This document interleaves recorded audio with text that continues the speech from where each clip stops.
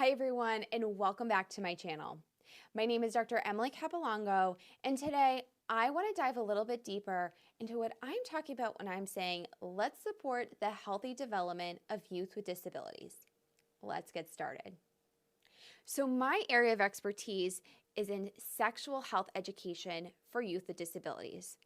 But sometimes when I see the word sexual health, that can really turn a lot of people off from this really important conversation.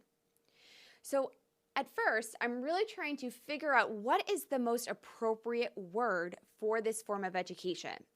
But before we go down that rabbit hole, let's really talk about the three key aspects that I believe are really important in sexual health education that supports the healthy development of our youth. So in research, there's this big word called biopsychosocial. And this term was coined in 1979 to actually look at patients and to understand their well-being with illnesses. So there are three key aspects to this model.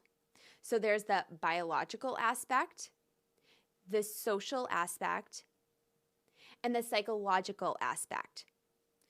In all three of these areas, and if we're looking in the middle, we're trying to understand somebody's well-being.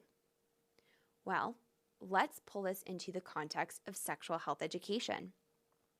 When we are teaching sexual health concepts, we are talking about physical development, but we also need to bring in the social development and the emotional development pieces. And let me tell you why. If we are talking about, let's say, relationships, there are many different types of relationships, but for this example, I want to dive into sexual relationships. Now, when our youth are navigating sexual relationships, they need to have an understanding of all of those physical pieces. They also need to understand the social development, those social exchanges. So asking somebody out on a date, asking somebody if you could kiss them, getting their consent. These are all social pieces, and I'm pulling in some of that physical piece as well.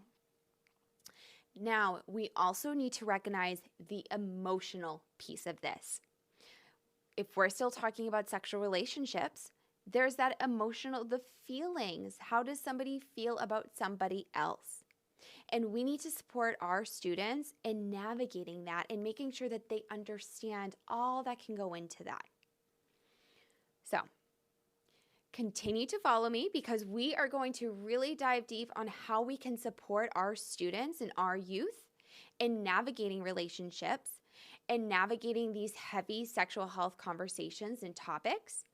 And I will always be pulling in all of the emotional development, the social development, and of course, the physical development. If you have a topic or you have a question, put it right here in the comment section or message me at emily@lifewithmyselfandothers.com.